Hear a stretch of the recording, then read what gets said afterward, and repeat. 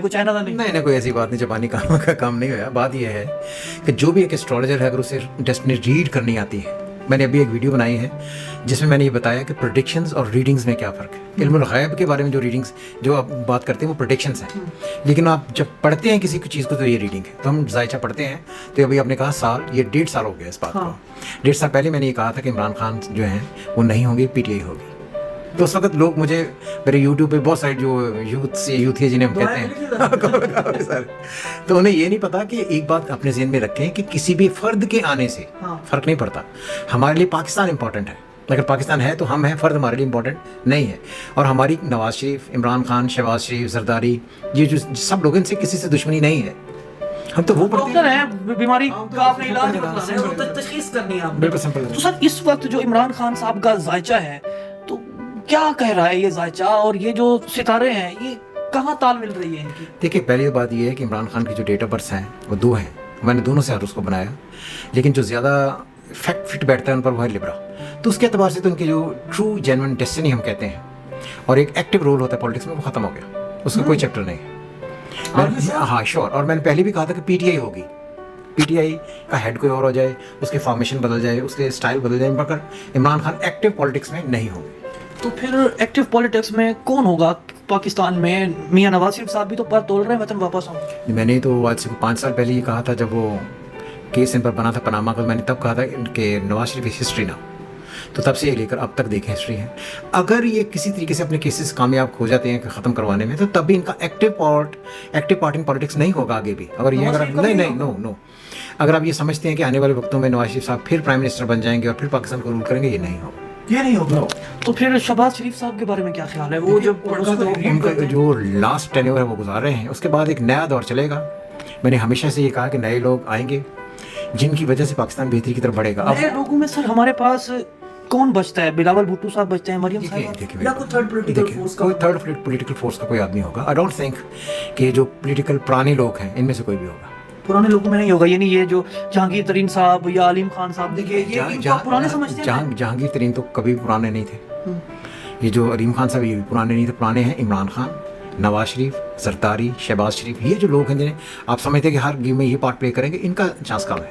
سر حافظ صاحب کے بارے میں کیا, جب ریڈ کرتے ہیں ان کی ڈیسٹنی کو تو کیا ہوتے ہیں جنرل عاصم منیر صاحب؟ دیکھیں میری بات سنیں, عاصم منیر صاحب کو میں نے ہارسکوپ تو نہیں بنایا جی, اس لیے ان کے بارے میں ہم نہیں کر سکتے. لیکن جب ہم پاکستان کا چارٹ پڑھتے ہیں تو پاکستان کے چارٹ میں یہ جو 2023 ہے یہ آہستہ آہستہ بہتری کی طرف بڑھے گا, ابھی نہیں.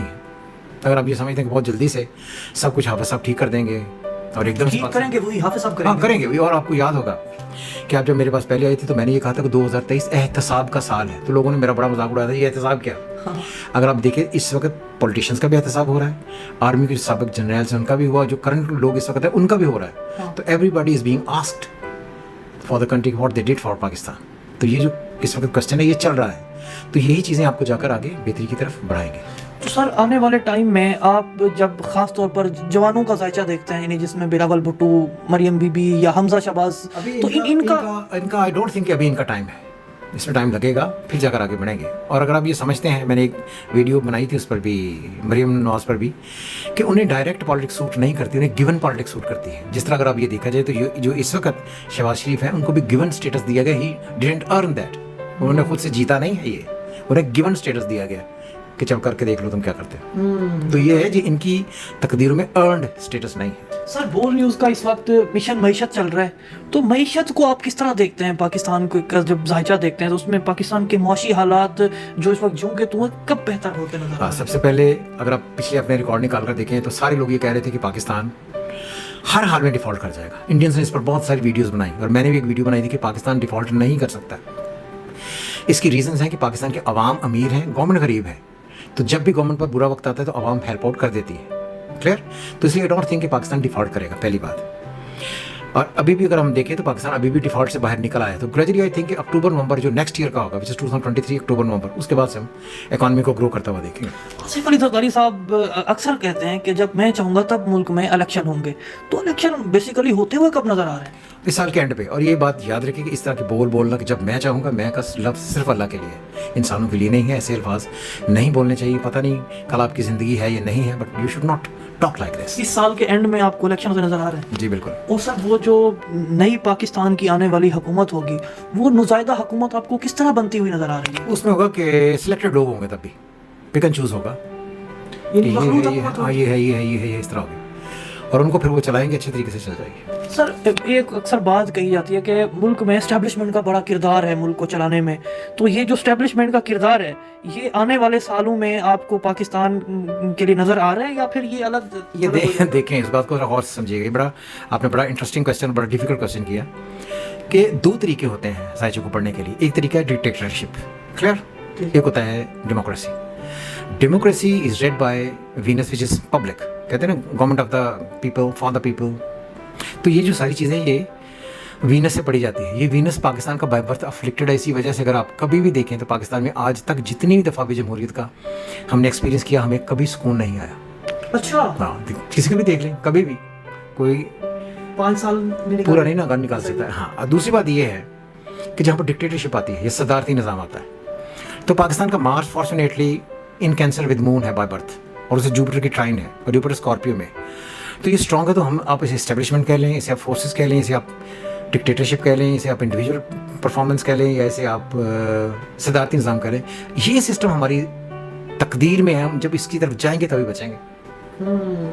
इसको आप जिस तरह मर्जी आप ढाल सकते हैं। यानी कि ये रोल चलेगा और एट द लॉन्ग टाइम चलेगा। जब तक पाकिस्तान है तब तक ये रहेगा। अच्छा। अगर आप ये समझें कि मैंने पहले भी एक दफ़ा कहा था, प्रोग्राम मैंने किए भी थे, कि पाकिस्तान के लिए कौन सा निज़ाम ठीक है, जब तक हम सदारती निज़ाम या डिक्टेटरशिप, वो एक ही बात है जी, उसकी तरफ नहीं जाते हैं, कुछ नहीं होगा। कुछ नहीं होगा। सर साद रिजवी साहब को पढ़ा है? नहीं देखा? नहीं। क्या ख्याल है वैसे, मतलब जब आप देखते हैं न्यूज़ देखते हैं, सारे आपका जो दोस्ताना है वो उन लोगों में है कि जो नैरेटिव बिल्ड करते हैं पाकिस्तान में? खुदा हुआ है, मैंने ना कभी उनके बारे में पढ़ा, ना कभी उनसे पूछा, ना मेरी उनसे कभी मुलाकात। सर जाते जाते कोई एक पैगाम, कोई मैसेज, जो कोई ऐसा अहम सवाल का जवाब जो मेरे लिए पूछना ज़रूरी था और मैं नहीं पूछ पाया? वो यही एक है कि मैंने बार बार कहा है कि जब हम अपने मुल्क का सोचते हैं तो don't think of leaders please. वो नवाज शरीफ हैं, वो इमरान खान है, वो शहबाज शरीफ हैं, वो कोई भी है, जरदारी है, कोई भी है, उसके बारे में सोचना आपको इतना नहीं चाहिए कि आप उसको मुल्क से मुकद्दम कर दें। अगर पाकिस्तान है तो हम हैं, ये लोग आते जाते रहते हैं। So always think of Pakistan.